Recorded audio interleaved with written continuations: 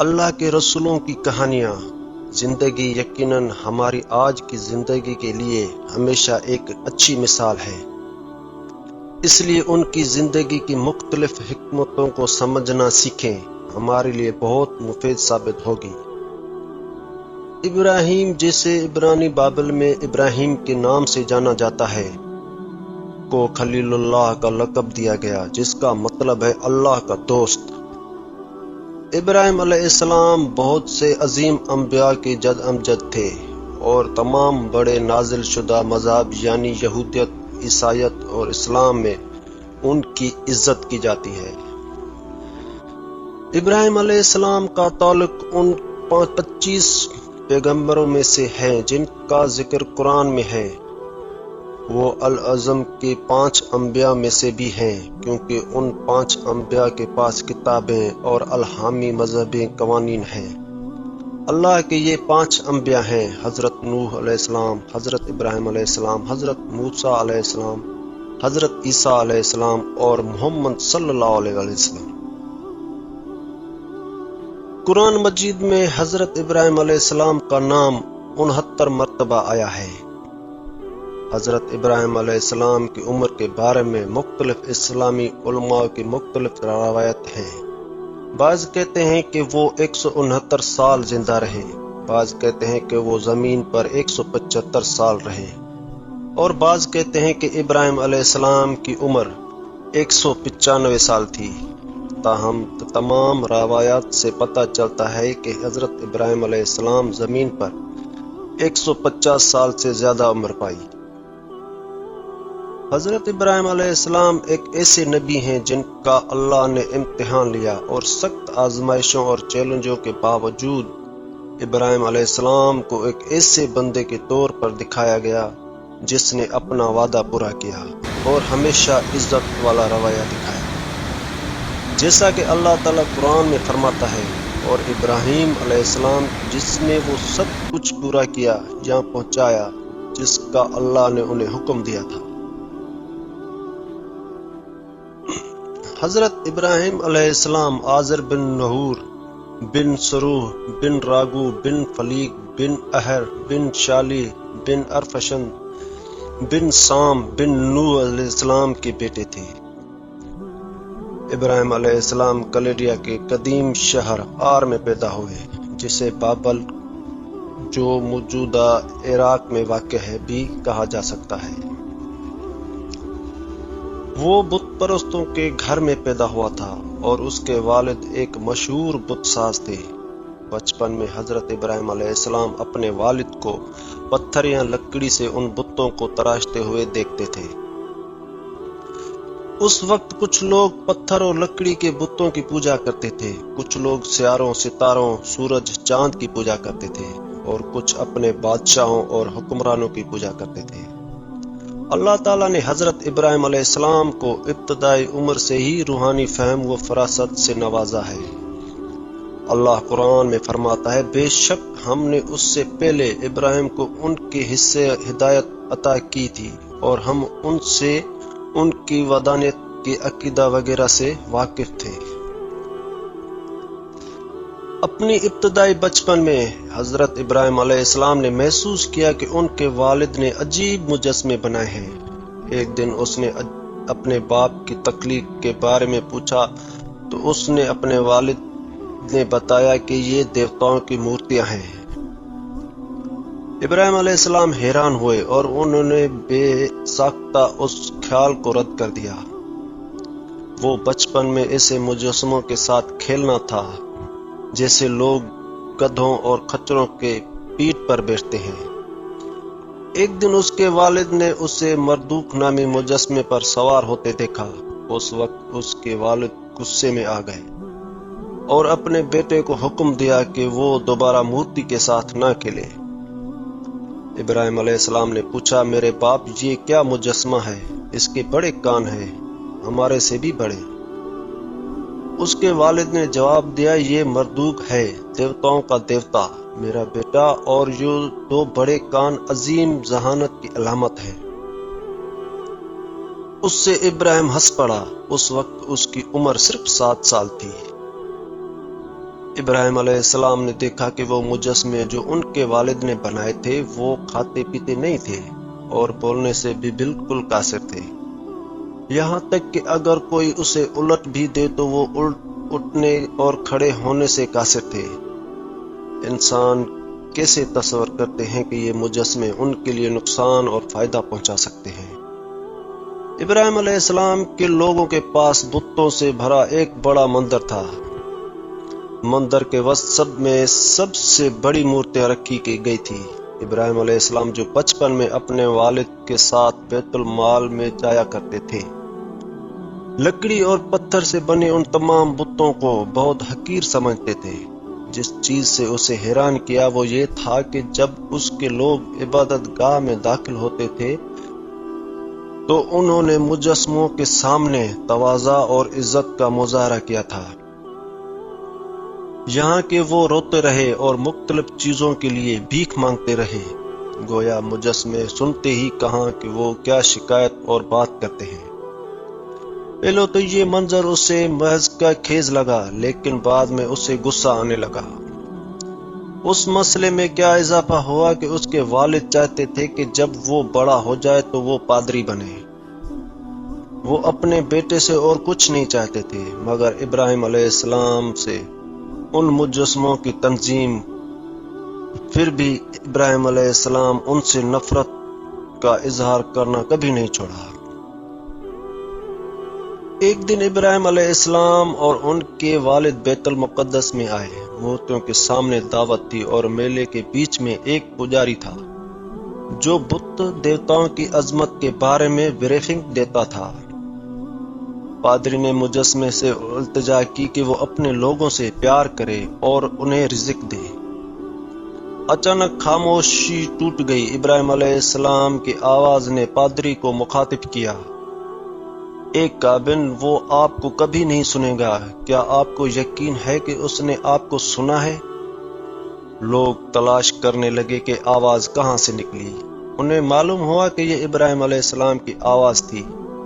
پھر پادری نے اپنی پریشانی اور غصہ ظاہر کرنا شروع کیا۔ اچانک ابراہیم علیہ السلام کے والد نے حالات کو پرسکون کرنے کی کوشش کی اور کہا کہ ان کا بیٹا بیمار ہے اور انہیں جانتا ہے نہیں کہ وہ کیا کر رہا ہے۔ پھر وہ دونوں مندر سے باہر آئے۔ والد ابراہیم علیہ السلام کے ساتھ ان کے بستر پر آئے اور انہیں سونے کی کوشش کی، تاہم وہ سونا ہی نہیں چاہتا تھا۔ ابراہیم علیہ السلام بستر سے اٹھے، گھر سے نکلے اور پہاڑ پر چلے گئے۔ وہ اندھیرے میں اکیلا چلتا رہا یہاں تک کہ اس نے ایک غار کا انتخاب کیا جہاں وہ اس کی دیوار کے ساتھ اپنی بیٹھ کر آرام کر بیٹھا۔ اس غار میں جہاں سے آسمان کا نظارہ صاف نظر آتا تھا، ابراہیم علیہ السلام نے آسمان کی طرف دیکھتے ہوئے کچھ وقت گزارا۔ وہ سیاروں اور ستاروں کو دیکھ رہا تھا جن کی زمین پر کچھ لوگ پوجا کرتے ہیں۔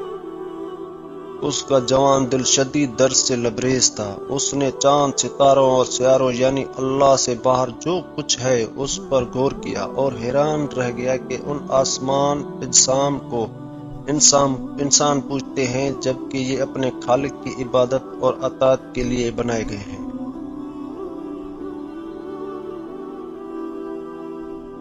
ابراہیم علیہ السلام اپنے گھر واپس آئے اور اپنے والد اور ان لوگوں سے بھی پوچھا جو ان آسمانی اجسام کی پرستش کرتے تھے، جیسا کہ اللہ تعالیٰ نے قرآن مجید میں حضرت ابراہیم علیہ السلام کا ارشاد نقل کیا ہے۔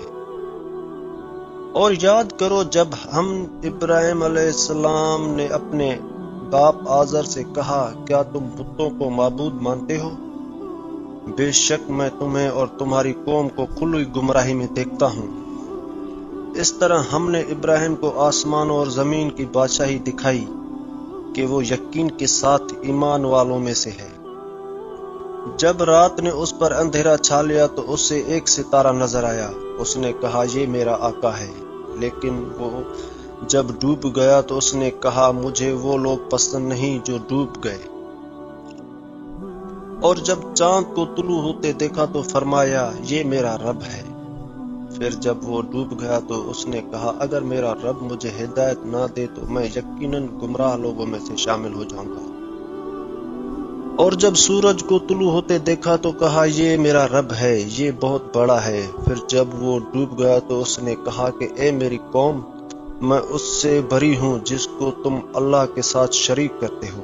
بے شک میں نے اپنا رخ اس کی طرف کیا ہے جس نے آسمان اور زمین کو پیدا کیا۔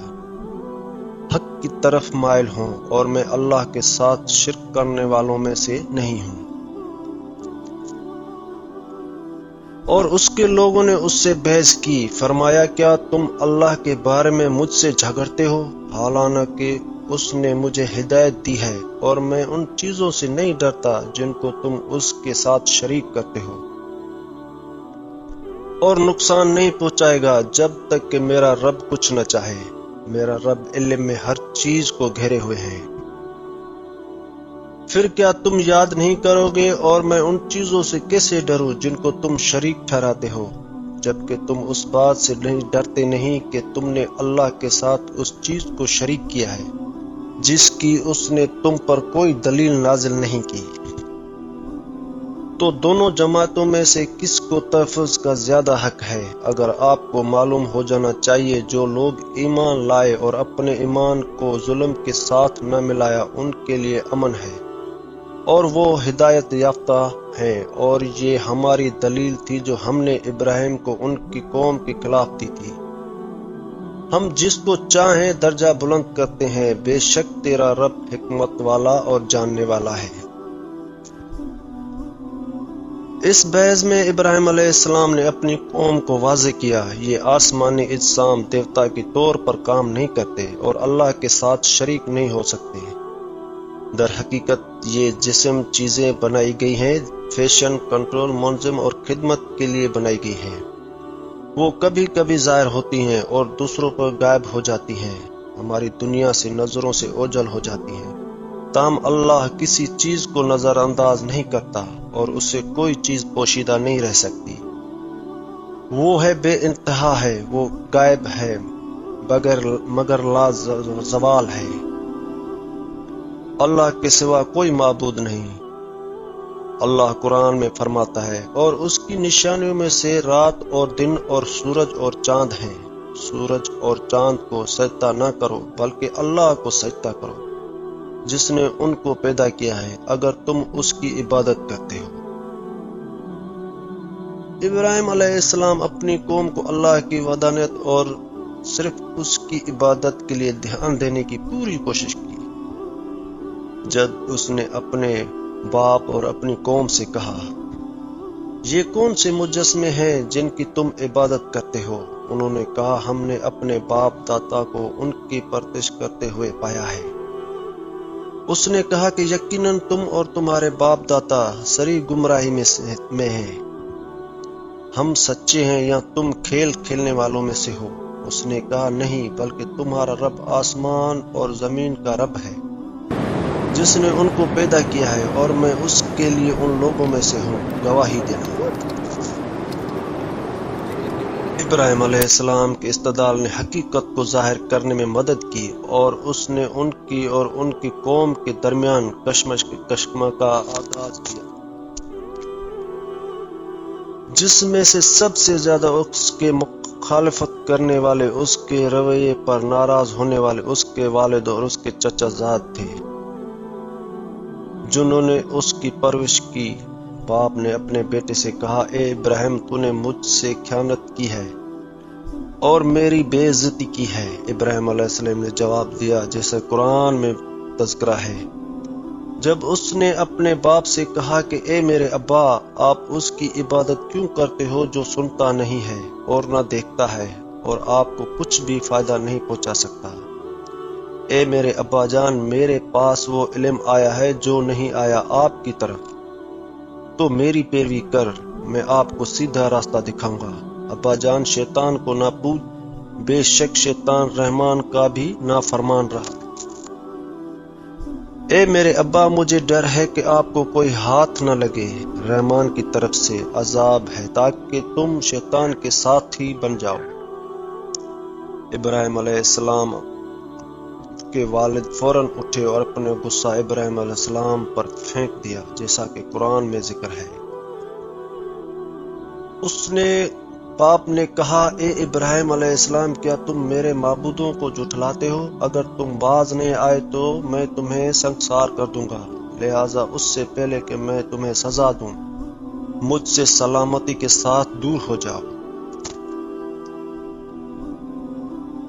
مندرجہ بالا آیات سے واضح ہوتا ہے کہ ابراہیم علیہ السلام کے والد نے ان سے کہا کہ اگر تم اپنی تبلیغ سے باز نہ آئے تو میں تمہیں چٹان سے مار ڈالوں گا، اور جو میرے معبودوں کی مخالفت کرے گا اس کے لیے یہ سزا مناسب ہوگی۔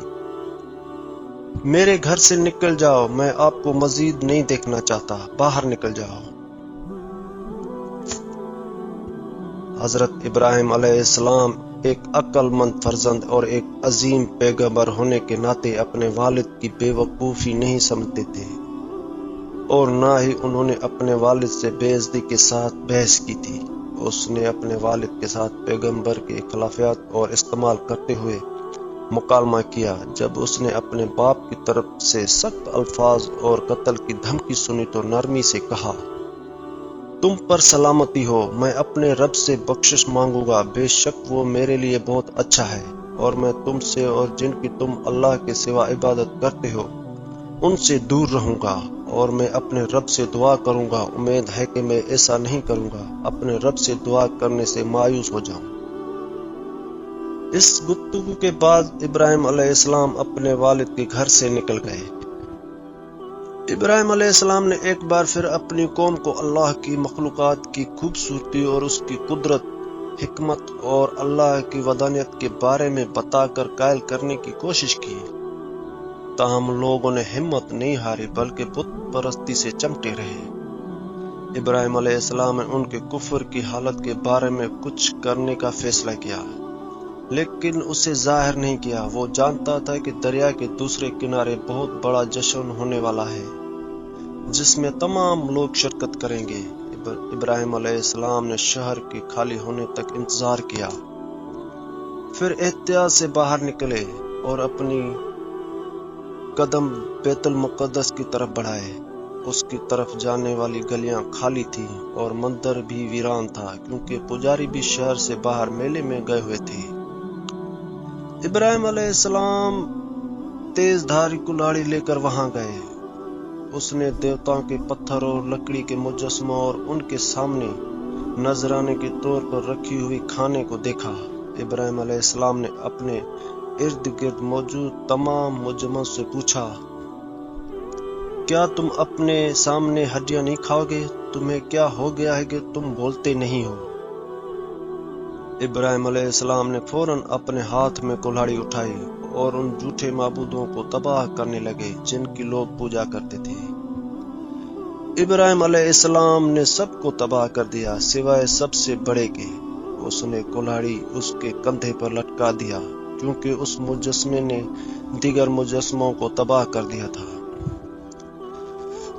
چھوٹے دیوتاؤں کو تباہ کرنے کے بعد اس نے سکون محسوس کیا۔ وہ مندر سے نکل گیا۔ اس نے اپنی قوم کو اللہ کے سوا کسی اور چیز کی پرستش کرنے میں ان کی حماقت کا عملی ثبوت دینے کی اپنی نظر پوری کر دی تھی۔ جب لوگ واپس آئے تو وہ یہ دیکھ کر حیران رہ گئے کہ ان کے دیوتاؤں کو ٹکڑے ٹکڑے کر دیا گیا اور مندر میں ہر طرف بکھرے پڑے تھے۔ وہ سوچنے لگے کہ اس سب کی وجہ کون ہے۔ آخر کار وہ جان گئے اور سمجھ گئے کہ یہ وہی حضرت ابراہیم علیہ السلام ہیں جنہوں نے انہیں اللہ کی عبادت کی دعوت دی تھی، جیسا کہ قرآن میں ذکر ہے۔ انہوں نے کہا کہ ہمارے معبودوں کے ساتھ یہ کس نے کیا ہے؟ بے شک وہ ظالموں میں سے ہے۔ انہوں نے کہا کہ ہم نے ایک نوجوان کو ان کے خلاف باتیں کرتے سنا ہے جسے ابراہیم کہتے ہیں۔ انہوں نے کہا پھر اسے لوگوں کے سامنے لاؤ تاکہ وہ گواہی دے۔ انہوں نے فوراً ابراہیم علیہ السلام کی موجودگی کا مطالبہ کیا۔ جب حضرت ابراہیم علیہ السلام ان کے پاس آئے تو انہوں نے ان سے پوچھا۔ انہوں نے کہا، اے ابراہیم، کیا تم وہی ہو جس نے ہمارے معبودوں کے ساتھ ایسا کیا ہے؟ ابراہیم علیہ السلام مسکراتے ہوئے جواب دیا، پھر لٹکے ہوئے سب سے بڑے خدا کی طرف اشارہ کیا جس کے کندھے پر اس نے کلہاڑی لٹکائی تھی۔ ابراہیم علیہ السلام نے کہا، دراصل بڑے مجسمے نے کیا ہے، پھر بتوں سے پوچھو اگر وہ بول سکتے ہیں۔ لوگوں نے کہا، ہم کس سے پوچھیں؟ ابراہیم علیہ السلام نے جواب دیا، اپنے خدا سے پوچھو۔ پھر کہتے ہیں کہ کیا تم نہیں جانتے کہ وہ بات نہیں کر رہے؟ ابراہیم علیہ السلام نے جواب دیا، تم ایسی چیز کی عبادت کیوں کرتے ہو جو بول نہیں سکتے، ایسی چیز جو فائدے کی استعداد نہیں رکھتی، اور ایسی چیز جو تمہیں نقصان نہیں پہنچا سکتی؟ کیا تم ایک لمحے کے لیے بھی سوچنا نہیں چاہتے کہ تمہارا دماغ کہاں ہے اور تمہارے معبود تباہ ہو گئے ہیں؟ جبکہ سب سے بڑا دیوتا کھڑا ہو کر اس سے دیکھو، یہ دیوتا اپنی تباہی سے بچ نہیں پاتے، پھر تمہاری بھلائی کیسے کر سکتے ہیں؟ تم ایک لمحے کے لیے سوچنا نہیں چاہتے؟ کلاڑی کندھے پر ہے، سب سے بڑا خدا، لیکن عجیب بات ہے کہ وہ بتا نہیں سکتا کہ کیا ہوا ہے، وہ بول نہیں سکتا، سن نہیں سکتا، نہ چل سکتا ہے، نہ دیکھ سکتا ہے، نہ فائدہ پہنچا سکتا ہے اور نہ نقصان، وہ تو صرف ایک پتھر ہے۔ پھر لوگ پتھروں کو کیوں پوجتے ہیں؟ حضرت ابراہیم علیہ السلام ان کو منطقی دلائل سے زیر کرنے میں کامیاب رہے، تاہم ان کا تکبر انہیں اپنی حماقت کو تسلیم کرنے کی اجازت نہیں دیتا تھا۔ وہ صرف یہ کر سکتے تھے کہ اپنی طاقت کا استعمال کریں، جیسا کہ ظالم عام طور پر کرتے ہیں۔ ابراہیم علیہ السلام کو سزا دینے کے لیے انہوں نے اسے زنجیروں میں چڑھا کر انتظام کا منصوبہ بنایا۔ قرآن ہمیں حضرت ابراہیم علیہ السلام کے زمانے میں کے بارے میں نہیں بتاتا جب انہوں نے اپنی قوم کی بتوں کو تباہ کیا، تاہم اس بات کی تصدیق کی جاتی ہے کہ حضرت ابراہیم علیہ السلام ابھی جوان تھے جب انہوں نے بتوں کو تباہ کیا۔ یہ بات سے ظاہر ہے جب لوگوں نے کہا کہ ہم نے ایک نوجوان ان کے خلاف باتیں کرتے سنا ہے جسے ابراہیم کہتے ہیں۔ بت پرستی نہیں چاہتے کہ لوگ بتوں کے علاوہ کسی اور کی عبادت کریں۔ انہوں نے ابراہیم علیہ السلام کو زندہ جلانے کے ارادے سے بنائی جانے والی سب سے بڑی آگ میں پھینکنے کا فیصلہ کیا۔ تمام کافروں کو حکم دیا کہ وہ اپنے معبودوں کی خدمت کے لیے آگ کے لیے لکڑیاں جمع کریں۔ کئی دنوں تک وہ لکڑیاں جمع کرتے رہے۔ انہوں نے ایک گہرا کھدا کھودا، اس میں لکڑیاں بھری، اسے جلایا، وہ ایک گر لے کر آئے جس سے وہ ابراہیم علیہ السلام کو آگ میں ڈالیں گے۔ انہوں نے ابراہیم علیہ السلام کے ہاتھ پاؤں رسیوں سے باندھے اور انہیں گلے میں ڈال دیا۔ آگ تیار تھی اور اس کے شعلے آسمان تک پہنچ رہے تھے۔ شدید گرمی کی وجہ سے لوگ گڑھے سے دور کھڑے رہ کر پھر سردار قابل نے ابراہیم علیہ السلام کو آگ میں ڈالنے کا حکم دیا۔ فرشتہ جبرائیل علیہ السلام حضرت ابراہیم علیہ السلام کے سر کے قریب آیا اور ان سے پوچھا، اے ابراہیم، کیا تم کچھ چاہتے ہو؟ ابراہیم علیہ السلام نے جواب دیا، تمہاری طرف سے کچھ نہیں۔ گلیل کو گولی مار دی گئی اور ابراہیم کو آگ میں ڈال دیا گیا، لیکن آگ میں اس کا نزول ٹھنڈے باغ میں قدموں پر اترنا تھا۔ شعلے اب بھی موجود تھے، لیکن انہوں نے ابراہیم علیہ السلام کو نہیں جلایا جیسا کہ اللہ تعالیٰ نے حکم دیا۔ اے آگ، ابراہیم پر ٹھنڈک اور سلامتی ہو۔ آگ اللہ کے حکم کے تابع رہی یہاں تک کہ وہ ٹھنڈی ہو گئی اور ابراہیم علیہ السلام کو نجات دلائی۔ آگ صرف رسیوں کو جلاتی رہی جو ابراہیم علیہ السلام کو باندھی تھی۔ وہ آگ کے بیچ میں سے ایسے پرسکون تھا جیسے وہ باغ کے بیچ میں بیٹھا ہو۔ اس نے اللہ کی حمد کی اور اس کی تسبیح کی۔ جو اس کے دل میں ہے وہ صرف محبوب یعنی اللہ سے محبت ہے۔ ابراہیم علیہ السلام کا دل خوف، ندامت یا نوحہ سے بھرا نہیں تھا، اس کے دل میں صرف اللہ کی محبت تھی۔ آگ پرامن اور ٹھنڈی تھی۔ بے شک اللہ سے محبت کرنے والے خوف زدہ نہیں ہوتے۔ لوگ، سردار اور پادری دور سے آگ کو دیکھ رہے تھے کیونکہ یہ بڑی آگ ان کے چہروں کو جلا رہی تھی اور تقریباً ان کا دم گھٹ رہا تھا۔